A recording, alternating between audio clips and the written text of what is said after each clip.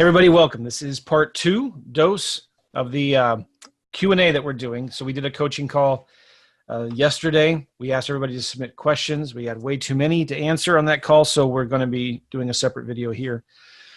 This is part two, so if you want to go back, watch the other video we did. I'm going to give you a link right here to go get those videos, okay? joemccall.com/apply. joemccall.com/apply. Probably should have come up with a better URL, but that's what we got. I was in a hurry. That's not a page where you go to apply for coaching, although there's a link there where you can apply for coaching if you want. But we have a bunch of videos on there. The coaching call we did, the Q&A calls that we're doing, the videos that we're doing now, and then some other case study videos where we dive deep into what's working now with some of our most successful students. And they just taught and explained kind of what they're doing, and you get some really cool, fresh ideas from that.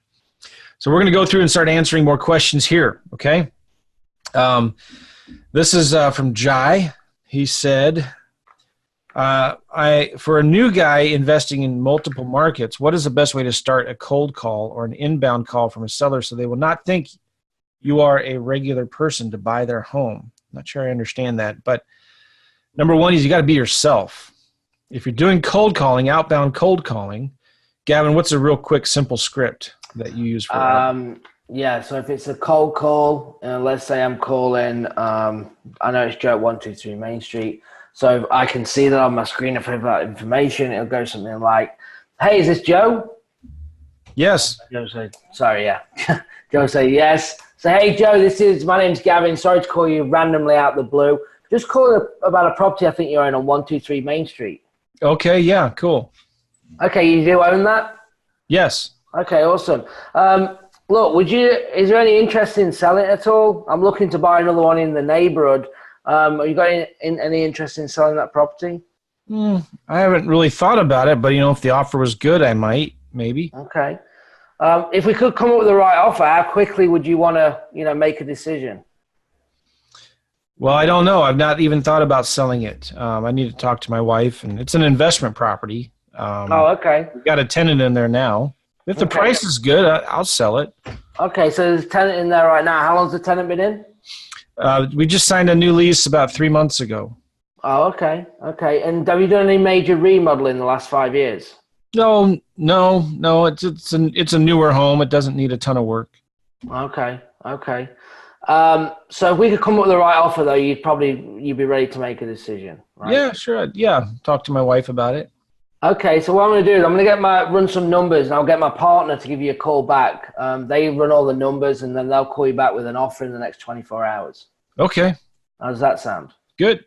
All right, thanks. That was really good, Gavin. Now, that is a call from a VA. We use VAs doing cold calling. So when a coaching client comes to work with us, we actually set up their systems, do their marketing for them, and we give them a VA, and that's a typical conversation that our VAs make on the phones.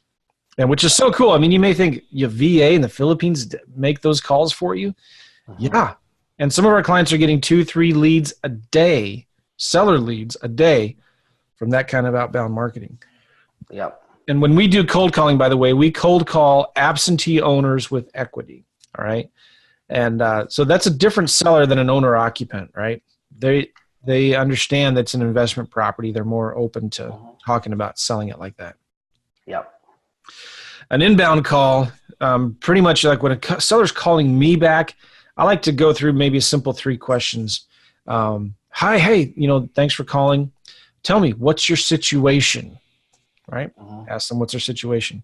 Then I ask them, what would you like to see happen?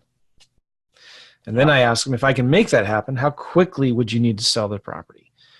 So we cover scripts and all that, but just be yourself. Don't try to be somebody you're not. Second question, I believe my option payments are too low. Instead of doing 60 days to find a tenant buyer, can I do 90 days? Or better yet, not even give them a date? Being open and honest and saying that I will not make a payment until I find the right tenant. I have noticed that these tenant buyers have more money than I thought. I'm not sure what the question is, but in our contracts on the lease option, we never commit ourselves to making a payment until we find a tenant buyer to live in the house. And we don't tie up the property either. So it's almost a no-brainer. I mean, lease option deals are some of the easiest deals to negotiate. It's just like if they're willing to do it, that's great because they can cancel the contract. If they sell it or lease it before we do, they can cancel the contract. They have no risk. And if it's a lease option assignment, they get the final approval on the tenant we put in the house. What were you going to say? Yeah, the easiest contract to ever get signed is a wholesale assignment lease option. That's the easiest to get signed because you're giving them what they want, giving them the price. You're not tying the property up. They can still sell it or rent it if they want. And so if you deliver it that it's an absolute no-brainer without selling it, you'll get them. Now we want the sandwich lease ones because they're the big ones, right? Yeah. You're going to be fighting the price on that more than likely, right? It's going to be the price of the rent or the price of the property. So they're harder to get, but then when you just give them what they want, you get that assignment. It's it's definitely the easiest contract to get signed, the assignment.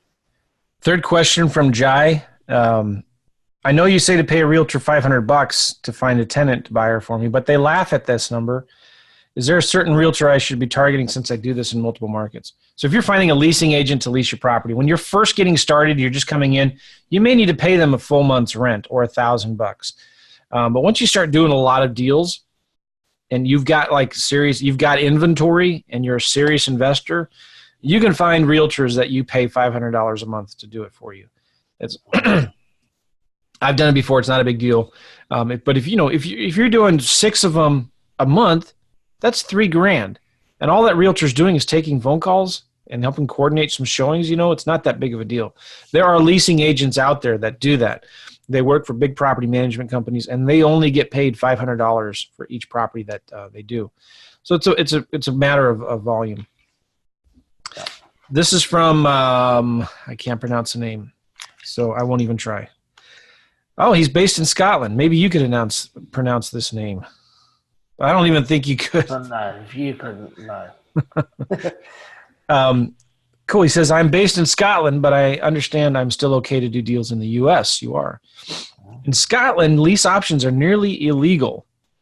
We have to use exchange of contracts with delay completion to go over this. The rest of the UK is fine with lease options as far as I know. Everybody thinks, by the way, that doing these kinds of deals are harder in their market, or it's more competitive in my market. Your market is different. Your markets are better. I can't do it here. Everybody thinks that. Like there's too much competition. The prices are too high. The prices are too low. The population's too small. Population's too big. Market's too hot. Market's too cold. Got to get out of your head that you can't do it in your market. I mean, maybe you really, really legitimately can't, but most of the time it's in your head. Yeah. Before I get into any trouble, which states in the U.S. are totally fine with lease options, and which ones do you have to do land contracts in? All right, so real quickly, there's only really 2 states that have kind of some stricter laws on lease options. Not that you can't do them. You just got to do them a little differently. Texas, you can't do sandwich lease options in, but you can do land contracts. So it's the same thing using different paperwork. You can do lease option assignments in Texas, no problem. North Carolina has some laws on lease options. You just have to have more disclosures and a certain addendum that you add to your contract. Not a big deal. If you're coming into a state and you're worried about what do you do, what paperwork do you use, one of the things I recommend is find somebody who's already doing those kinds of deals in that state and offer to partner with them and learn how they do it. Bring them deals. That's a great way to learn how they do it. Mike, how do I get your 1-page lease option agreement? You buy my course or you buy my book. My book, you can get it at wlobook.com. But, yeah. Let's go to the next one. Steven. I purchased your training, I think, in February. I've learned a lot of information from it. I have a question. I purchased a 4-plex, and I am the tenant buyer. Huh, interesting. So you're purchasing a multifamily as a lease option, which you certainly can. That's awesome. I've been taking in about $1,600 a month from the property, and I do the repairs and I manage the property, no problem, because I'm a general contractor. It is contracted for 5 years, and it is getting close to the end of the 5 years. My credit is still not good enough to get a conventional loan, so I'll have to sell it and make around $200,000. Not bad. The question, though, is how can I sell and do a second closing so the owner will not see the profit I made? This is in California. It's in Sacramento. Oh, this is awesome. Here's, first of all, one of the great things about lease options is, guess what? If you can't buy it or you don't want to buy it, you don't have to. Yeah. You control without owning it, which I would argue is the best way to buy real estate. Control it without owning it. And so Steven here, which is awesome, he did a lease option with the seller on a fourplex multifamily. And there looks like here about $200,000 in equity. And so he's wondering, how can I close it? Well, number one, you're going to need to do a double close, most likely, okay? You're going to need to close on it with the seller. By the way, I wouldn't don't think you can't go back and try to renegotiate. You can still negotiate a lower price if you wanted to. You don't need to lie and tell them, hey, I need to, but you could just ask. It doesn't hurt to ask. You could call the seller up and say, hey, I know we agreed to sell it. I would buy it from you for $330, and I still can. But I came into some money, and I can actually close on it earlier. Maybe if you're willing to negotiate a little bit on the price, what's the least you'd be willing to take? You might be able to get them to, if they know they can get their money 6 months earlier, they may be willing to drop their price from $330 to $300,000. It's worth asking, right? But you're going to need to double close. So you'll need to, if you don't have the cash, you can't get a conventional loan. That's fine right now, right? You can borrow some hard money or traditional, or transactional funding on the deal, close on it, and then turn around and sell it same day, a week later, or whatnot to somebody else. So I'm sure, Stephen, you know some wholesalers, some investors that do wholesaling in the Sacramento area. So find out which title company they use or escrow company. Do they know of any good transactional lenders, hard money lenders? This sounds like this is a pretty good deal. You're not going to have any problems finding some money to borrow on a short-term basis, so you can flip this thing. Yeah, it's a pretty sweet deal. Yeah. Because another name I can't pronounce, so I won't try. This person is from Long Island, New York. Clients in pre-foreclosure, besides giving clients money to leave their house after an offer has been made, how do we get them to leave? They have nowhere to go. Interesting. So if, I've never done this before. Well, I take that back. I have. I don't know. I'm trying to remember. If the seller's facing foreclosure and you're going to either buy the house or take over the mortgage and there's enough equity in there, you're going to get the loan current. You want to do whatever you think is fair. Like you might need to give them, if you're going to make 30 grand on a deal, maybe you can give the seller 5 grand to help them pay for a moving company and maybe a down payment or a lease option, or, a security deposit on another property. Yeah, I don't know what to say. Well, the other thing is as well, if it gets foreclosed on, they're going to leave anyway. So they're going to have to figure something out. Yeah, don't make it your problem. Yeah. That sounds harsh, but you're exactly right. If you can help them, of course, we're in the business to help. If you're going to make a massive chunk of money, yeah, pay them, give them some money, get them moved, get them a deposit to get in something else. Absolutely. But if not, otherwise, they've got to figure it out anyway because they're going to get thrown out. Yeah. Clients with expensive homes. After showing clients multiple options, most of them want the cash upfront offer. What should I do? If you're making wholesaling offers for a cash upfront offer, and in that price range, you're saying here in the millions of dollars range, $3.5 million, you need to make sure you've got somebody behind you that's a buyer that's looking for that kind of inventory. So I would, before I start making cash offers on those higher end homes, start networking with the local RIAs, start asking around, find out who are the investors that are flipping properties in that price range. You know who you are, you're asking this. I know some investors that are flipping properties in that price range. If you shoot me an email, support@joemccall.com, I'll send a quick little email and make a connection. Cool? Okay. Mohammed, on the REI, oh boy, okay, this is a question I can't answer. I'm sorry, I'll have to skip that one. Kevin, how do you handle the situation where your tenant buyer that you selected does not end up buying the house? I've done many lease options for properties that I own, and I find it very rare for a tenant buyer to actually end up buying the house at the end of the term. Does the owner have any sort of recourse to come after me? Okay, so if you've been doing lease options for a while, and your tenant buyers aren't buying the properties at the end of the term, 9 times out of 10, that's your fault. Number one, it's probably because, and I see this over and over again, the house is too cheap. It's on the low end. It's a $75,000 house. Here's the thing. You do a lease option on that kind of a property. Let's say the tenant buyer actually does get their credit fixed and they can get a mortgage. Are they going to want to buy that $75,000 house in that $75,000 neighborhood?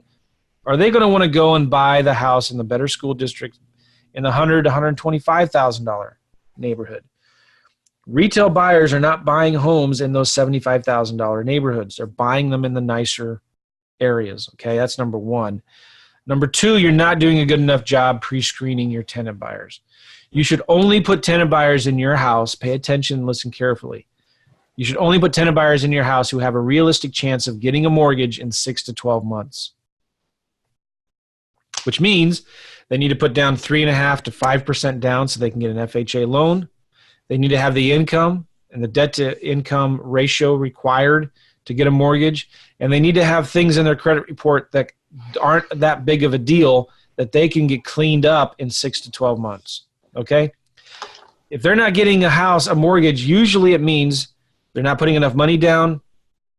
It's too cheap of a property in a bad neighborhood, or there's no way they could have gotten a mortgage even if they wanted to, because they have too many unpaid collections or judgments, or they're just not paying their cell phone bills, right? So that's the way it works. That's the kind of thing it is. And so let's say the tenant buyer doesn't buy the house. You're doing a lease option assignment. The sellers can't go after you because the seller signs the assignment agreement. They're approving the tenant that you're putting into the property, and you're assigning. The paperwork covers you. Of course, you can be sued for anything these days, but they have no legal standing on that. How do you handle the damage done to the house if or when the tenant buyer moves out of the house and leaves the property in bad condition? If it's an assignment, again, you have no responsibility for that. If it's a sandwich lease option, yeah, you need to take care of it. But I would just, if the property's trashed, probably number one, back to the answer to the first question, you've probably not done a good enough job pre-screening this tenant. It's probably not a nice home in a nice area, because those kinds of homes, nice homes in nice areas, usually don't get those kinds of tenants that are going to come in and trash the property, okay? Mm-hmm. I have a feeling this person asking this, Kevin, had some experience in the lower end lease options. I would bet you a glass of iced tea, sweet tea, that's the case. And he says here, trust me, I know it does happen. Okay. I wish I could talk to you, Kevin, to see what you've been doing. So who's responsible for getting the house back in rent-ready condition? So if I'm doing a sandwich lease option, I'm responsible. But guess what? I'm just going to clean it up a little bit, clean it up, take out the junk, but I can advertise that property as a handyman special lease option, get a tenant buyer in the house who will fix it up themselves. I'll discount the price, or I'll give them a work for equity credit. So, yeah. That is my answer, and I'm sticking to it. Brian, I'm looking for a way out of construction. I'm a general contractor and a master electrician. I've been in the trade for 21 years. I got injured on the job in 2013, re-injured in 2018. I'm not as young as I once was, but I'm as good once as I ever was. Have you heard that song? I'm not as good as I once was, but I'm as good once as I ever was. And knowing this guy, he's probably heard that song by Toby Keith. Okay. I'm not as young as I once was, but I love the building industry. My dream is to do lease options and rehabs and spend more time with my wife and 3 kids.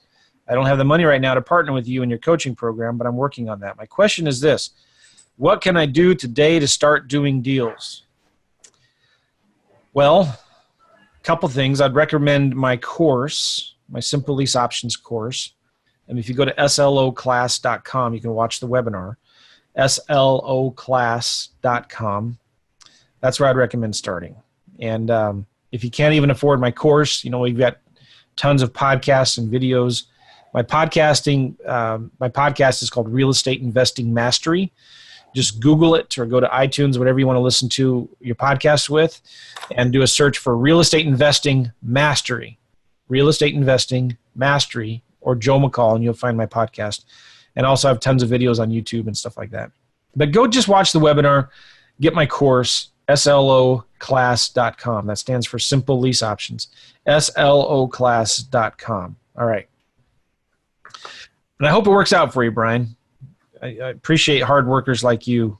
And usually guys like you, you'll figure it out and you'll make it work, and you're going to provide and take care for your family. So don't sweat it. Just keep on working hard. 2 questions, if you don't mind. Of course I don't mind. Jeff? I cannot find language in any of the documents on the Lease Options course website that covers a 60-day notice to give the seller the property back for some reason. Okay, that is in the Simple Lease Options. That is in the Sandwich Lease Options contract. Now, you might be looking through my old course. I used to have 3 courses: Wholesaling Lease Options, Sandwich Lease Options, and Virtual Lease Options. About 6 months ago, I combined them all, redid everything, called it Simple Lease Options. And in my Simple Lease Options course, that's my new course right now, there is the Sandwich Lease Option contract, and it is in there. That's the Sandwich Lease Option contract you sign with the seller. Jeff is asking here, I'm still very uncomfortable with the paperwork or the process of the tenant buyer giving a credit for their option down payment when they get a loan later. In my area in Seattle, a 5 to 10% option fee is $30,000 to $70,000, with a median price in King County of $700,000. As a longtime real estate broker, I know how ignorant and pig-headed underwriters can be. Amen to that. I do not want a bean counter underwriter to tell the tenant buyer that their $70,000 cannot be credited as a down payment at all. And I have had a few idiots tell me, since the seller did not receive the option fee, it cannot even be used for a price reduction, which is complete BS. And I would be banging on my table if we weren't being recorded right now. These are big numbers, and I want the tenant buyer to have a fair chance of getting the credit of their option deposit fee on a lease option assignment. I will not be involved to deal with the idiot bean counter underwriter. Okay, I totally get your question, Jeff. This is actually a really good question. So a couple things. Number one, find a mortgage broker in advance that is willing to work with you and your lease option deals. Number one. Tell them what you're doing. Ask them, how do we do this? And ask them, how do we do it? Number two, find an attorney or a local escrow company that can collect the option deposit money and then pay you back later. That tenant buyer has to have an option deposit check made out to an escrow company, not you, the investor, but to an escrow company, all right, that can then give you that money later. So when they get their loan in a couple years, they can show that made out to an escrow company. That's number two. Number one, get that mortgage broker who understands this, because there are certain banks that will not allow it and there's certain banks that will. You need to know the right way to present it. Make sure your tenant buyer is working with that mortgage broker. The third thing is go ahead and have the tenant buyer tell the seller up front. Be completely honest with them. You tell them, listen, this is how it's going to work. All right? I'm going to make $30,000 on this deal as my assignment fee. In exchange, I'm going to get you full price for your house, and you don't have to pay any commissions. By the way, let's run the numbers here. If you were to pay a realtor to sell your house, a $700,000 house, 6%, that's $42,000 you would be paying that realtor commission. Okay? So I'm only going to be making 30, if that's what you're going to be making. I'm looking at your numbers here. Kind of depends, right? So here's the other thing, too. If this is a concern and it's a higher-end home, you're talking to the seller, and you say, listen, I'm going to make a lot of money on this deal. You know, kind of as a joke. And I've never done this. I learned this from a friend of mine, Rick Otten. He says, but how would you like to partner with me on this deal? And we'll share the profits. How does that sound? 10 times out of 10, seller's going to say, yeah, sure, that sounds great, right? After you take them from like this low of, I'm going to make a lot of money on this deal, then, hey, do you want to split some of the profits with me, right? Then you can partner on the seller with the seller on this deal. And you tell them, listen, let's do this. This is the way it's going to work. I'm going to make an assignment fee on this deal. That's how I make my money. I make my money from the tenant buyer, not from you, from the tenant buyer.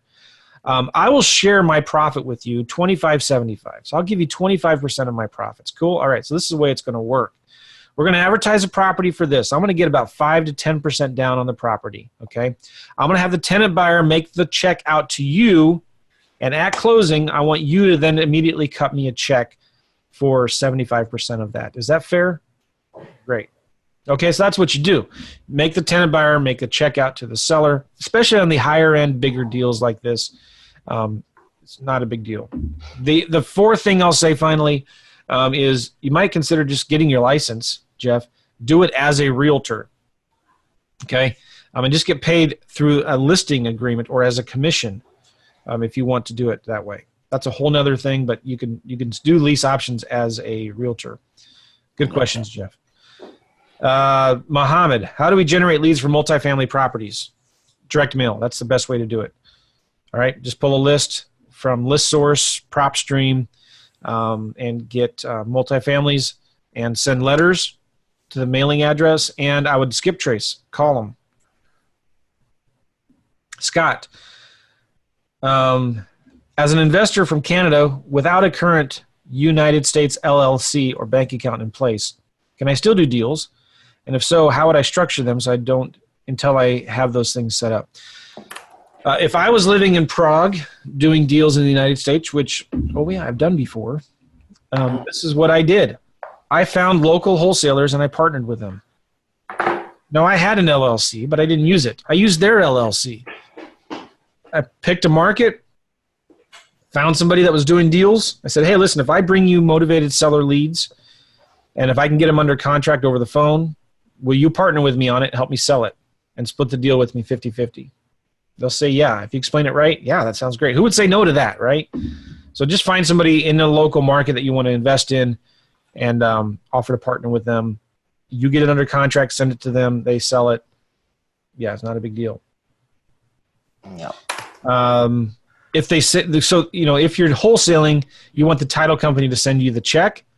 So you just have to tell them who you want the check to be made out to. Maybe it's an LLC in Canada. That's a whole nother thing. I created a course on that called Automated Wholesaling, which, stay tuned, will be coming soon to a website near you for free, which is pretty cool. I'm excited about this. Lilia. Hello, Joe. Thank you kindly for your great teachings and desire to help. I have a real estate license and I want to do lease option assignments. Do I need to have a broker's permission to do it as his agent? Well, that's the problem with being a licensed agent. You need a broker's permission to do everything. To go to the bathroom, to wipe your butt. I'm just kidding. You need a broker's permission. Like if you're going to do anything in real estate, you got to have your broker's permission to do it. They need to know what you're doing. Not a big deal if you have an investor-friendly broker, but you need to tell them, yes, you got to tell them what you're doing. Do I have to share my profits with them, et cetera, et cetera? Or can I do it as a real estate investor? So the answer is yes. You can do it any way you want. You want to make sure, number one, you're working with a broker that doesn't mind you doing deals on your own. That's number one, okay? Number two, you might consider doing lease options as a realtor with listing agreements, commission agreements, right? But make sure you're working with a broker that's not taking the majority of your commissions or even half of them. You don't want to be with a broker that's not taking any more than maybe 20% of your commissions. There's brokers out there that will let you keep 100% of your commissions. Go out there and find them. So I hope that answers your question. That's a quick answer. And yeah. I'm sorry I used that kind of a reference. That was stupid. Ryan, what's the fastest, cheapest way to get a list of all the homeowners, phone number, address, and email of homes that have pools in a given zip code, like a swimming pool, or a list of all vacant landowners in a certain area? What's the fastest way to get this data into Mojo, ready for dialing? Okay, interesting. I've never pulled a list for swimming pools, but I bet you could probably do it maybe. And we use ListSource. We have a significant discount that we get. We get about 3 cents a name. It costs the general public 20 to 25 cents per name. We do this for our coaching clients. So we get a list of homeowners from ListSource. We also use PropStream. We use data tree sometimes. We have access to a data tree, which is awesome. Some counties, ListSource doesn't have, data tree does. And we can pull pretty ridiculous amounts of information for super dirt cheap. Vacant landowners, not a problem. Homeowners, yeah. So we get the addresses, the names, and then we send them to a skip tracing company that we use. Are we still using Need to Skip, Gavin? Yeah, we use Need to Skip and batch skip tracing. Yeah, Need to Skip and batch skip so tracing. We get discounts with that as well. But that's the fastest way. And obviously, like Joe said, with our clients, that's kind of what we pull all together. So it's all sitting ready for you in Mojo with a VA ready to hit it. Yeah, which is awesome. Nobody else does that. I checked. Nobody. Okay, Gavin, maybe you can answer this question so I can take a drink of water. Thomas, I have such fear and doubts that everything I've tried to make money has failed. Like, I'd like to see something earning money. What upfront costs are we talking about? Well, I guess a lot of people are going to have that question. Okay. What you need to do is you have to analyze yourself. You need to look and be honest with yourself, right? The first thing is why isn't it working? We talked about this in the coaching call yesterday, is that if you don't have a why, if you don't know why, then you haven't got an answer. You have to come into it. It's one of the most common things that we do when people come. We take about 25% of people that actually apply for coaching. And that's 25% of the ones that actually want to move forward. Okay. So, and the reason being is, oh, well, I've had this course, and I've had this course, and I've had this coach, and I've had that coach, right? You have to analyze, is it the coach? Is it the material? Or maybe is it you, right? And that's what the conversation we have. Well, tell me about it. Why? Why isn't it working? And maybe sometimes, which is fine, it'll go, well, they gave me the course, and yeah, there was a support call, but I can't figure it out, and I don't know how to, work the CRM, and it's too much for me to set up. Okay, that's fine. We can help with that because we're going to do that for you. But if it's like, well, they said that I'd get a deal and it hasn't come yet, my next question, how many people have you spoken to? How much marketing are you doing? How much offers have you made, right? Because if them numbers aren't up, you're not going to make money with us either. So let's stop wasting your time and don't do it, because you've got to be hitting it. So you have to be honest with yourself, and you've got to give yourself enough time, right? I think for any business, 6 months. You have to give yourself 6 months to do anything to see a result. It should come faster. Will it come faster? Yes. We've had students do five contracts in the first month. Does every student? No, absolutely not. But it can happen. So, and they'll say, how quickly can I get my money back? How long's a piece of string? And they don't like that answer sometimes. We laugh, but I don't know. I can't tell you. I am not willing to say, I guarantee you this result or that result. But I will guarantee that if you do the work and do what we tell you to do, right, it will work and you will get results. And yet, we have yet to come anyone that said, oh, here's my scorecard, and everything that you've done, you've said, and it's not worked.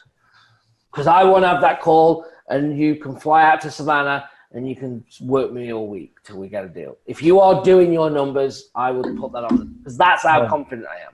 Oh, 100% agree. We were doing some deals in Jacksonville, and we brought on some people that we shouldn't have brought on to handle the calls. We gave them a ton of leads, and they're like, oh, it doesn't work. We started digging in. It was taking them 2 or 3 days to call the sellers back. They didn't know how to negotiate deals over the phone. We thought they did. Gavin sat down and went through, I don't know, how many leads was it, Gavin? 100? Way less than that. Yeah, I'd probably did about, probably 30 calls. 30 calls, and got how many properties? We got 3 contracts from follow-up. Just picking up the phone, calling the leads they marked as dead, and Gavin was able to get 3 properties under contract. Yeah. This isn't magic science. It really isn't. So I guess, you have got to analyze yourself and say, am I doing everything? When I came into this business, I was willing to give everything, and I could honestly go to sleep and look at my wife and said, I did everything I could. It just didn't work, and we figured something else out. And as long as I knew that I could do that, then I was content with it not working. But guess what? When you start doing it and then it works, it's awesome. Yeah. So that's what you got to do. You just got to make sure 5 sellers a day, 3 offers a day, minimum, every day, 5 days a week, and start doing the maths. 100 a month, 60 offers a month, 200 in 2 months, 120 offers. Something's got to give, and someone's going to say yes. So, yeah. We still got a ton of questions. We may have to do this in 3 parts. Okay, and we got another coaching. We got a new client coming. We got 8 minutes. Okay, good grief. We could take this video and turn it into a book. We just might do that. That's not a bad idea. Jose is asking this question. I would like you to answer the following questions if possible. Do you reach out to real estate agents to ask if the owner is interested in doing a lease option? Sometimes. That's not our first primary target. Number 2, what happens if the owner is willing to rent for a year or 2 and the real estate agent doesn't like the idea and the broker gets involved and tries to sue you for stealing their deals? I love people's creativeness to come up with like the ifs. It's amazing. Yes. You've definitely got some imagination. Yes. Well, what if, I was going to say something stupid, but like you could go through this for years. Like, what if this, what if that, what if this? I don't know. What happens if the seller dies while you're still in the middle of your lease and the property needs to go through probate? The tenant buyer will not be able to buy until the end of the lease. What do you do? I don't know. I mean, I would say this just real quickly. I mean, these aren't bad questions. But if you get stuck in the what if, it's a downward spiral. You need to stop asking what if and start asking what next. What's the next thing I got to do? So if the owner is willing, so the real estate agent has to do whatever the owner wants them to do. So if somehow you get to hold of the owner and you're talking to them, and this happens a lot, the owner is advertising the house on their own in addition to what the realtor is doing, and you find the owner's name, or the owner calls you because you get their mail, or they get your mail or whatever, and you say, hey, they say, yeah, I want to do a lease option. You say, okay, great, I'm going to send you an offer. And they say, oh, well, I've got it listed with the realtor. Okay, fine. What's the realtor's name and number? I'll send the offer to them, or I'll send it to you. You give it to them. I never tell the seller to cancel their listing agreement, okay? But if the seller wants to do it, if they're motivated, I say, you need to figure it out with your listing agent. I'm not going to talk to them. I don't need to talk to them. You work it out with them if you really want to do this or not. I stay out of it, right? Yeah. If the seller wants to do a lease option, the agent has to do what the seller wants them to do. If the seller dies while you're in the middle of a lease option deal, you have a lease, you have a contract to buy that property. Whoever inherits the property, whoever gets it next, they have to fulfill that lease. Yeah. That's okay. That's it. Next question. Robbie, I'm just getting started with wholesaling lease options. I read your book and I appreciate your insight. Can you please give your opinions on some of the pros and cons of lease options while you're also getting your license? So this goes on and on and on and on here. So I don't know the answer to that. I recommend getting your license. You don't have to have your license. I like to make sure I'm working with a broker that lets me wear my investor hat, and so I can do deals on my own. If you can when you're working for a broker, make sure you say, listen, if I buy and sell properties by owner, I'll buy it by owner, sell it for sale by owner. I know I have to disclose I'm an agent, but do you have any problems with that? A good broker will say, no, I don't care. It's fine. Just make sure you're doing everything above board. So that's what I do. And then when I can wear my realtor hat when I need to, and I can wear my investor hat, but you always have to disclose that you're an agent. Okay, good. Next question. Stephanie, I have some clients in Colorado. I may have to sign up with a lease option because their home is not selling as quickly, and they need it on the MLS. Matt's coming in. Oh, easy. Hold on one second here.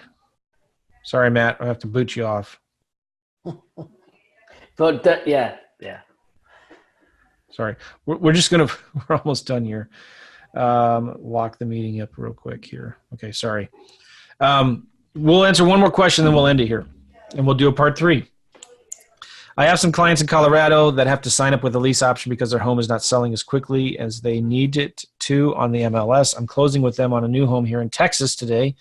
So that really puts a rush on getting their current home sold. My question is, how do you work the deal if your clients have recently refinanced their mortgage?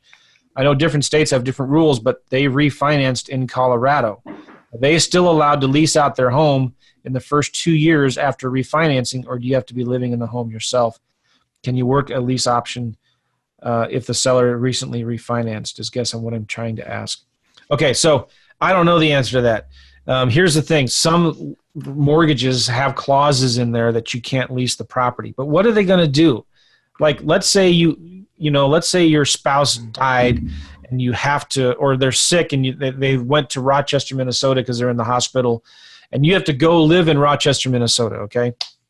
Is the bank going to say you can't lease out your property while you're living in Minnesota? Like, no, the banks can't do that. They can't. So I don't know what to say with that, except don't give legal advice. If you're an investor, you need to tell them you need to make that decision. You need to look at the fine print. You need to talk to an attorney and do what you think you need to do. So there's really not a way that a mortgage company or a bank can say that you can't lease your property, because there's certain circumstances where you have to. It's either lease the property or you're going to lose it in foreclosure, and it's going to be a pain in the butt. So a bank would rather see you lease a property so the payments are still coming than not make any payments. Yeah. So if you wanted to, you could always call the bank and just ask them. Have the client call the bank and say, listen, I can't sell this thing. I've been trying to sell it. I know the lease says this, or the mortgage says this and this, but I can't make any more mortgage payments. If I don't rent this thing out, I'm just going to have to give you the property back. It's going to ruin my credit. What am I going to do? And most of the time you're going to be able to work that out. Okay. So anyway, good questions. We still have more. We're going to have to do a part 3, and we're going to need to go faster in part 3. Thanks, Gavin. Thanks, Joe. Thanks, guys. Go to joemccall.com/apply. joemccall.com/apply to get these videos and all the other case studies. We'll see what's working best now with our students and get more information about working with us, where we can set up your systems, do your marketing for you. Let's go. Thanks, guys. We'll see you. Bye-bye.